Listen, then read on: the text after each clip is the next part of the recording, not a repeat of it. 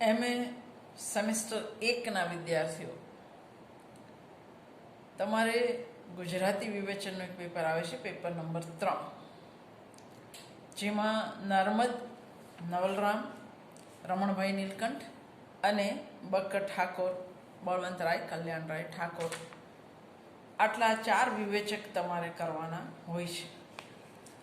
વિવેચકોને વિગતે ભણાવીએ છીએ અમે, પણ કમનસીબે પરીક્ષા MCQ પ્રકારની લેવાય છે, એટલે તમે વિવેચકો કેટલા સમજતા હશો એ અમે કદી જાણી શકવાના નથી. તો આજે પેપર 3ના MCQ, મેં તમને પેપર 4ના MCQ 2 દિવસ પહેલાં મોકલ્યા, આજે પેપર 3ના MCQ. શરૂઆત આપણે કયા પ્રકારના પુસ્તકોના નામ પૂછી શકે ત્યાંથી કરીશું. નામ પુસ્તકનું અથવા વિવેચકનું એ વિકલ્પ બદલાઈ શકે.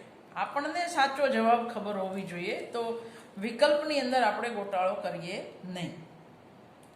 વિવેચનનું વિવેચન, એના લેખક છે જયંત કોઠારી. વાત આપણા વિવેચનની, એના લેખક છે શિરીષ પંચાલ. આપણું વિવેચન સાહિત્ય, એ લખ્યું છે હીરાબેન પાઠક. ગુજરાતી સાહિત્ય વિવેચન, પ્રમોદકુમાર પટેલ. જો લગભગ સરખા નામ, વિવેચનનું વિવેચન જયંત કોઠારી, વાત આપણા વિવેચનની શિરીષ પંચાલ, આપણું વિવેચન સાહિત્ય હીરાબેન પાઠક, ગુજરાતી સાહિત્ય વિવેચન પ્રમોદકુમાર પટેલ, વિવેચન પોથી શિરીષ પંચાલ, નર્મદ એક અધ્યયન રમેશ શુક્લ, વિવેચક નવલરામ. આ પુસ્તકના લેખક છે પૂર્ણિમા ભટ્ટ. વિવેચક નવલરામ, પૂર્ણિમા ભટ્ટ. પણ નર્મદ એક અધ્યયન તો રમેશ શુક્લ. બક્કર ઠાકોરનો કાવ્ય વિચાર હર્ષદ ત્રિવેદી. પ્રાસન્નેય જેમનું ઉપનામ હતું તે હર્ષદ ત્રિવેદી, શબ્દ સૃષ્ટિવાળા હર્ષદ ત્રિવેદી નહીં. આ સિવાયના પુસ્તકો પણ પૂછી શકે. બક્કર ઠાકોરના પુસ્તકો, એમના છપાયાનું વર્ષ. રમણભાઈ નીલકંઠના પુસ્તકો, એનું છપાયાનું વર્ષ. નવલરામના વિવેચન લેખો, નર્મદના અમુક વિધાનો, ઠાકોરનું વિધાન, નવલરામનું વિધાન, આ પણ પૂછી શકે. એટલે આપણી તૈયારી, તમને એવું લાગતું કે MCQ છે એટલે ભણાવ્યું છે તે નહીં વાંચીએ તો ચાલશે, એવું આ વહેમમાં રહેવું નહીં. દાખલા તરીકે હું થોડાક વિધાનો લઉં. આવું વિધાન આવે: કવિ ગમે એટલો વિદ્વાન હોય અને ગમે તેટલી સરળતા રાખી પ્રાસાદિક શક્તિથી પોતાની કવિતાને શણગારતો હોય, પણ જો તેમાં રસ નથી, જોશો નથી અને ચિત્ર પાડવાની શક્તિ નથી, તો તે કવિ અજ્ઞાની લોકોમાં મોટો કહેવાય. પણ કવિ પંક્તિમાં તો એ છેલ્લો બેસે છે. શું ના હોય એમાં? તેમાં રસ નથી, જોશો નથી અને ચિત્ર પાડવાની શક્તિ નથી. જોશો શબ્દ આવે એટલે યાદ રાખવાનું, આ નર્મદનું વિધાન છે. જોશો સંજ્ઞા નર્મદની છે, એને પરિષ્કૃત કરીને નવલરામ જ્યારે વાપરે છે ત્યારે જુસ્સો વાપરે છે. એટલે જોશો નર્મદ, જુસ્સો નવલરામ. આ વાક્યની અંદર તેમાં રસ નથી, જોશો નથી અને ચિત્ર પાડવાની શક્તિ નથી, તો એ કવિ અજ્ઞાની લોકોમાં મોટો કહેવાય, પણ કવિ પંક્તિમાં તો એ છેલ્લો બેસે. આ વિધાન કોનું? તો નર્મદનું. બીજું વિધાન: ઇતિહાસ કરતા કવિતા ઘણી ગંભીર અને તત્વવેત્તા છે. ઇતિહાસ કરતા કવિતાનું મૂલ્ય વધારે છે. આ વિધાન સાચું છે આજે પણ, એની અંદર કોઈ શંકા નથી. તમને જેટલું સાહિત્ય શીખવી શકે છે એટલું ઇતિહાસ કદી શીખવી શકતો નથી. પણ ઇતિહાસ કરતા કવિતા ઘણી ગંભીર અને તત્વવેત્તા છે, એ વિધાન નર્મદનું છે. ફરી એકવાર, ઇતિહાસ કરતા કવિતા ઘણી ગંભીર અને તત્વવેત્તા છે, આ વિધાન નર્મદનું છે. કવિતામાં 2 ભાગ રસ અને 1 ભાગ તર્ક જોઈએ. હકીકતે કવિતા એ કઈ ગણિતનો દાખલો નથી, પણ નર્મદ એવું માનતા હતા. એટલે આ જે વિધાન છે નર્મદનું છે. કયું વિધાન? કવિતામાં 2 ભાગ રસ અને 1 ભાગ તર્ક જોઈએ. આ વિધાન નર્મદનું છે. જેમાં તર્ક નથી તે કવિતા જ નથી. આ વિધાન પણ નર્મદનું છે. કવિતાની મોટાઈ તેના વિચાર પર આધાર રાખે છે, ભાષા પર નહીં. કવિતાની મોટાઈ તેના વિચાર પર આધાર રાખે છે, ભાષા પર નહીં. આ વિધાન પણ નર્મદનું છે. તો આ બધા વિધાન નર્મદના, થોડાક નવલરામના પણ જોઈએ. કાવ્યમાં ગૂઢ રીતે નીતિનો ઉપદેશ હોવો જોઈએ. કાવ્યમાં ગૂઢ રીતે નીતિનો ઉપદેશ હોવો જોઈએ. પ્રત્યેક કલાકૃતિ સંપૂર્ણ નીતિવાળી હોવી જોઈએ. આ 2 વિધાન નવલરામના છે.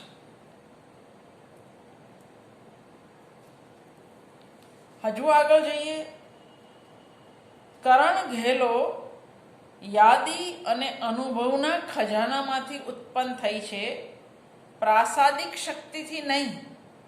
કરણ ઘેલો 1866માં લખાયેલી આપણી પહેલી નવલકથા. આ એનું પહેલું વિવેચન જે નવલરામે કરેલું.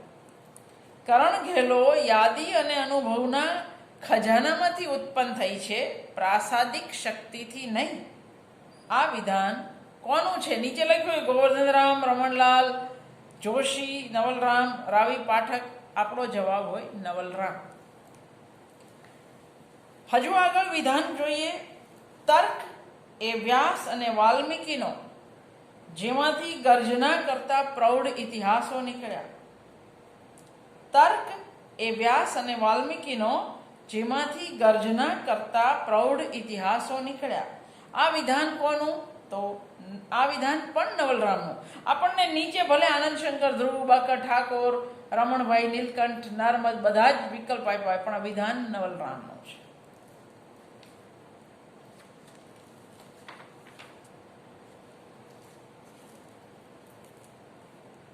હવે પ્રશ્નો.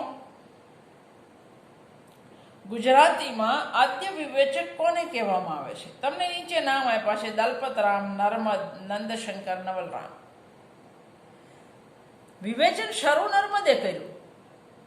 વિચારવાનું, જોશો, તર્ક, ચિત્ર પાડવાની શક્તિ વગેરે વગેરે. પણ શાસ્ત્રીય ઢબે પહેલી વાર નવલરામ વિવેચન કરે છે. એટલે આપણા આદ્ય વિવેચક કોણ? નર્મદ નહીં, નવલરામ. આ જવાબ યાદ રાખો. ગુજરાતીમાં જોશો સંજ્ઞા કોણે આપી? મેં હમણાં જ કહ્યું, નર્મદે. અને જુસ્સો તો નવલરામે. નર્મદ કયું સામયિક કાઢતા? દાંડિયો નામનું. દાંડિયો નહીં, દાંડિયો નામનું સામયિક નર્મદ કાઢતા. નવલરામ કયા સામયિકમાં વિવેચન લેખ લખતા? નવલરામ કયા સામયિકમાં વિવેચન લેખ લખતા? તો શાળાપત્ર નામનું જે સામયિક છે, ગુજરાત શાળાપત્ર, બુદ્ધિપ્રકાશ, દાંડિયો, ગુજરાતી આવા વિકલ્પ આપ્યા હોય તો ગુજરાત શાળાપત્ર, એની અંદર નવલરામના લેખ છપાતા. નવલરામે વિવેચન પ્રવૃત્તિનો આરંભ ક્યારે કર્યો? પહેલો લેખ ક્યારે? તો 1867. નીચે ઘણી સાલ આપી હોય આપણને, પણ આપણે યાદ રાખવાનું, નવલરામનું વિવેચન શરૂ થાય 1867. 1867. ઉર્મી કાવ્ય માટે નવલરામ કઈ સંજ્ઞા પ્રયોજે છે?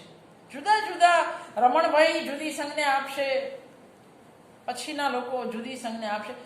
નવલરામે કઈ સંજ્ઞા આપી? તો તમને વિકલ્પ આપ્યા હશે: ગાયન કવિતા, સંગીત કવિતા, રાગડા, નાટ્ય કવિતા.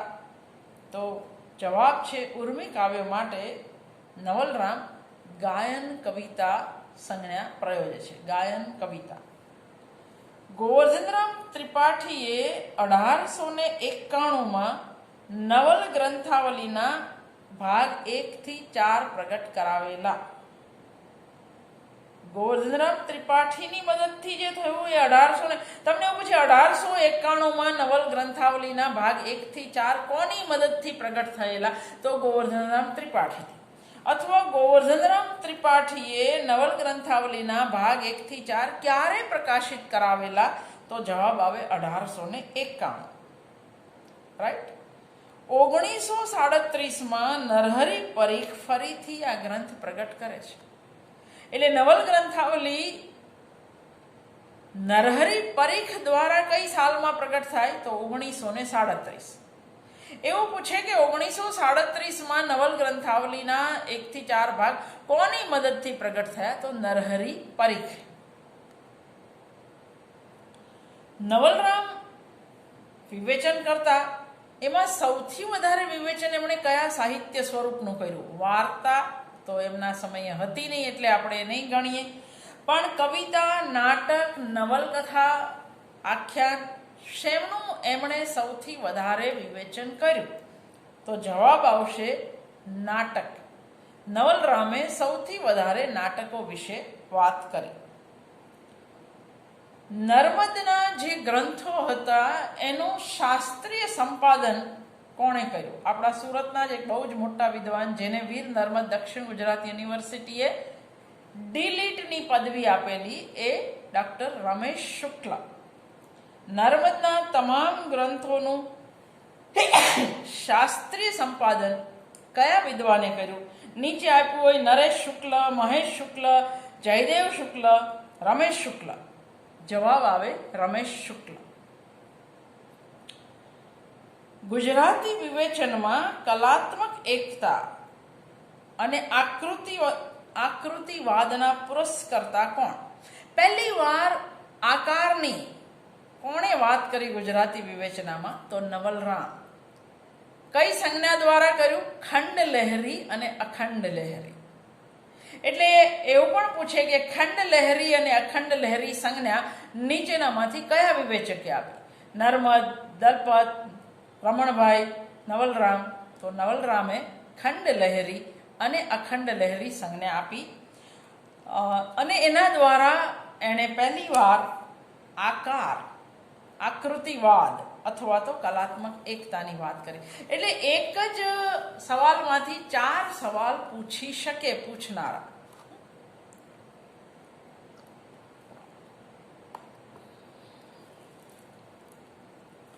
નર્મદની વાત કરી, નવલરામની વાત કરી, હવે રમણભાઈ નીલકંઠની વાત. શીઘ્ર કવિતાનો આપણે ત્યાં કોણે વિરોધ કર્યો પહેલી વાર? તો જવાબ આવે રમણભાઈ નીલકંઠે.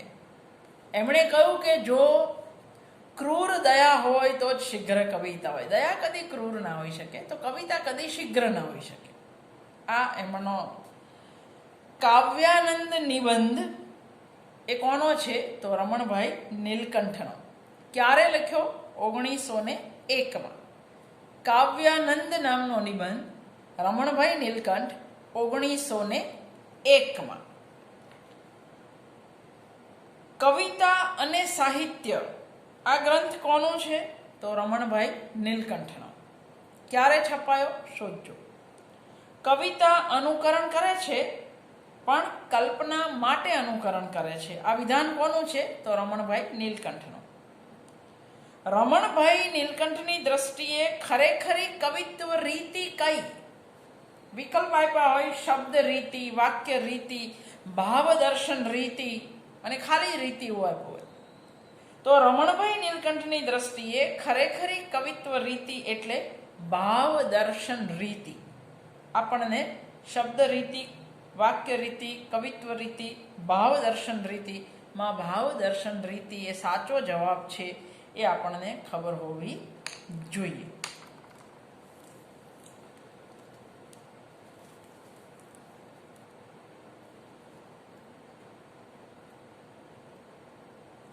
રમણભાઈ નીલકંઠે આપણને અંતઃક્ષોભ અથવા ચિત્તક્ષોભ નામની 2 સંજ્ઞા આપી. એક જ સંજ્ઞા છે પણ ઘણા એને ચિત્તક્ષોભ કહે છે, ઘણા એને અંતઃક્ષોભ કહે છે. મનમાં લાગણી જાગવી, કવિના મનમાં, એના માટે એમણે શબ્દ વાપર્યો છે ચિત્તક્ષોભ. અને એમણે કહ્યું કે ચિત્તક્ષોભ જાગે એ જ ક્ષણે ભાષામાં કવિતા રચાવી જરૂરી નથી. કવિ પછીથી શાંતિથી કવિતા રચી શકે. આ જ એમની જે વિભાવના છે એ એમને શીઘ્ર કવિતાનો વિરોધ કરતા શીખવે છે. નવલરામનું એક વિધાન છે, જે ગુણદોષ, જે છટા, જે ભાષાની મીઠાશ મૂળમાં છે તે સઘળી ભાષાંતરમાં આવવી જોઈએ. જાણે તે જ કવિ આપણી ભાષામાં લખવા બેઠો હોય તો કેમ લખે. આ વિધાન નવલરામનું. જો કેટલું વહેલું આપણે ત્યાં અનુવાદ વિશે વિચારાયો છે. જે ગુણદોષ, જે છટા, જે ભાષાની મીઠાશ મૂળ કૃતિમાં હોય તે જ એના ભાષાંતરની પણ હોવી જોઈએ. કવિતાનો સંપૂર્ણ સમાવેશ પદ્ય વિના બીજા સ્વરૂપમાં થઈ શકતો નથી. કવિતાનો સંપૂર્ણ સમાવેશ પદ્ય વિના બીજા સ્વરૂપમાં થઈ શકતો નથી. આ નવલરામનું વિધાન છે. જે કવિતામાં કુદરત અથવા માયાનું પૂર્ણ ચિત્ર હોય તે પૂર્ણ કવિતા, તે ઉત્તમ કવિતા. જે કવિતામાં કુદરત અથવા માયાનું પૂર્ણ ચિત્ર હોય તે ઉત્તમ કવિતા. આ વિધાન પણ નવલરામનું છે. આપણે એવું કહી શકીએ કે રમણભાઈ નીલકંઠે જે અંતઃક્ષોભની વાત કરી, ચિત્તક્ષોભની, એ સિદ્ધાંતની પ્રેરણા એમણે કોનામાંથી લીધી? નીચે આપ્યા હોય કોલરીજ, આર્નોલ્ડ, શૈલી, બાયરન, વર્ડ્સવર્થ. તો આપણને યાદ રહેવું જોઈએ કે રમણભાઈએ ચિત્તક્ષોભની, અંતઃક્ષોભની પ્રેરણા વર્ડ્સવર્થ નામના કવિ વિવેચકમાંથી લીધી છે. એટલે આપણે ગરબડ થાય નહીં. નરસિંહરાવ દિવેટિયાના કુસુમમાળા કાવ્ય સંગ્રહને રમણભાઈ નીલકંઠ સૂકા રણમાં મીઠી વીરડીની ઉપમા આપે છે. એમને એમ પોતાના સમયની બધી કવિતાઓમાં પ્રશ્ન લાગે છે, પણ નરસિંહરાવની કવિતામાં એમને પ્રશ્નો થતા નથી. એટલે આ એક જ વાત તમને 3 રીતે પૂછી શકે. રમણભાઈ નીલકંઠને નરસિંહરાવ દિવેટિયાના કયા કાવ્ય સંગ્રહમાં સૂકા રણમાં મીઠી વીરડી લાગી? તો કુસુમમાળા. રમણભાઈ નીલકંઠ કોના કાવ્ય સંગ્રહને સૂકા રણમાં મીઠી વીરડીની ઉપમા આપે છે? તો નરસિંહરાવ દિવેટિયાના. ત્રીજી રીતે, નરસિંહરાવ દિવેટિયાના કુસુમમાળા કાવ્ય સંગ્રહને સૂકા રણમાં મીઠી વીરડી એવું કોણ કહે છે? નર્મદ, નવલરામ, રમણભાઈ, આનંદશંકર, ધ્રુવ, બકર ઠાકોર. તો આ રમણભાઈ નીલકંઠ. એટલે એક સવાલમાંથી તમને 4 રીતે પૂછી શકે. સવાલ કોઈ પણ રીતે આવી શકે.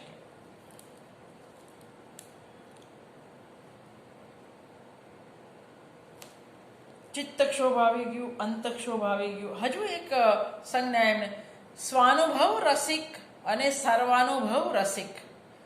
કવિતાની વાત અથવા તો કવિની વાત કોણે કરી? તો રમણભાઈ નીલકંઠે. એમણે કહ્યું સ્વાનુભવ રસિક કવિ તે કવિઓનો કવિ અને સર્વાનુભવ રસિક કવિ તે લોકનો કવિ. હકીકતે રમણભાઈની આ માન્યતા ખોટી હતી, પણ એમણે આવું કહ્યું છે.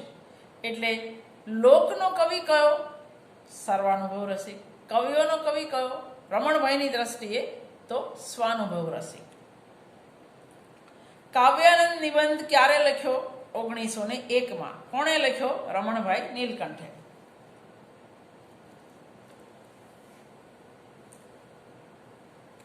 બકર ઠાકોરનો પહેલો વિવેચન સંગ્રહ કવિતા શિક્ષક કઈ સાલમાં પ્રગટ થયો? 1924. તમારે આ વખતે એક નવો મુદ્દો ઉમેરાયો છે, પ્રતિભા બીજની માવજતમાં નડતા વિઘ્નો. જેનું લેક્ચર તો તમને મારી યુટ્યુબ પર મળશે આખું. કયા કયા વિઘ્નો છે, એમાં કોના કોના એમણે ઉદાહરણ લીધા છે. સવાલો એમાંથી પણ પૂછાય કે ઉંમરની વાત કરે છે ત્યારે બકર ઠાકોર કોનું ઉદાહરણ લે છે, સંક્રાંતિ કાળની વાત કરે છે ત્યારે ઠાકોર કોનું ઉદાહરણ. એટલે એ લેક્ચર તમારે સાંભળવાનું, અથવા તો પ્રતિભા બીજની માવજતમાં નડતા વિઘ્ન તમને જે ભણાવે એ તમારે યાદ રાખવાનું. 1930માં આપણી કવિતા સમૃદ્ધિ પુસ્તકના પ્રવેશકમાં ઠાકોર પ્રતિભાના વિઘ્નોનો ઉલ્લેખ કરે છે. એટલે તમને એવું પૂછી શકે કે પહેલી વાર પ્રતિભાના વિઘ્નની ઠાકોર ક્યાં વાત કરે છે? તો આપણી કવિતા સમૃદ્ધિની પ્રસ્તાવના અથવા પ્રવેશક. ક્યારે વાત કરે છે? તો 1930માં. પણ પ્રતિભા બીજની માવજત એવો એક સ્વતંત્ર નિબંધ જેની અંદર આ બધા મુદ્દાઓને વિસ્તારીને ઠાકોર વાત કરે છે એ લખે છે 1939માં. એટલે પ્રતિભા બીજની માવજત નામનો નિબંધ ક્યારે લખાયો? 1939માં. પણ પ્રતિભાના વિઘ્નની વાત ક્યારે કરી, ઉલ્લેખ ક્યારે કર્યો? તો 1930માં આપણી કવિતા સમૃદ્ધિ નામના પુસ્તકના પ્રવેશકમાં. ઠાકોર જે 3 પ્રકારના વિઘ્ન ગણાવે છે એમાં એક છે આયુષ્ય મર્યાદા. તો તમને પૂછે કે આયુષ્ય મર્યાદાની વાત કરતી વખતે ઠાકોર કોના ઉદાહરણ આપે છે? મને તમને ખબર છે કે રાવજી પટેલ પણ બહુ નાની ઉંમરે મરી ગયા. આપણને ખબર છે મણિલાલ દેસાઈ પણ બહુ નાની ઉંમરે મરી ગયા.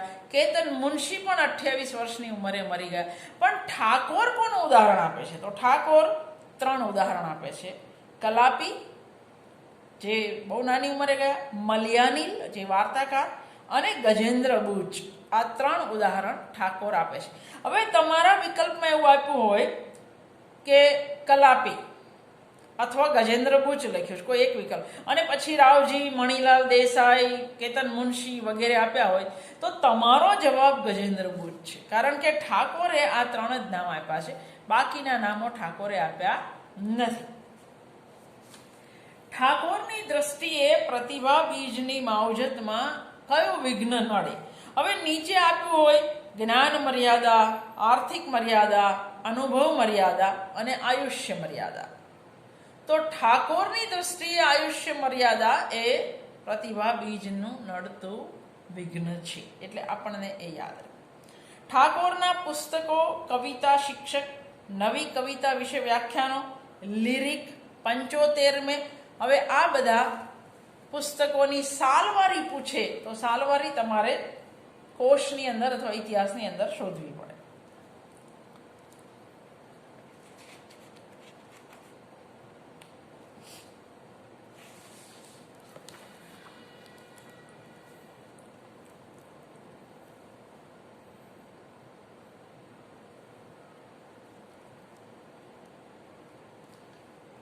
પુસ્તકોના નામની અંદર વિવેચનનો અનુબંધ પૂછે તો ચંદ્રકાંત ટોપીવાળા.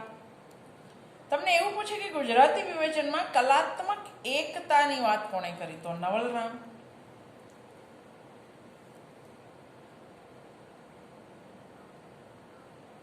શામળ, નર્મદ, દલપતરામની શૈલી વિશે કયા વિવેચકે ચર્ચા કરી છે? શામળ, નર્મદ, દલપતરામની શૈલી વિશે. જો નર્મદની શૈલી વિશે પણ છે એટલે નર્મદ તો હોય જ નહીં, તો નવલરામે આ બધાની શૈલી વિશે ચર્ચા કરી છે. સ્વાનુભવ રસિક અને સર્વાનુભવ રસિક કવિતાની વાત કોણે કરી? મેં હમણાં જ કહ્યું, રમણભાઈ નીલકંઠે. શીઘ્ર કવિતાનો વિરોધ કોણે કર્યો? તો રમણભાઈ નીલકંઠે. કવિતા અનુકરણ કરે છે પણ કલ્પના માટે અનુકરણ કરે છે, એ કોણ કહે છે? તો રમણભાઈ નીલકંઠ. તો આ પ્રકારના સવાલો આ બધા વિવેચકોમાંથી આવી શકે. આપણી માનસિક તૈયારી હોવી જોઈએ. All the best.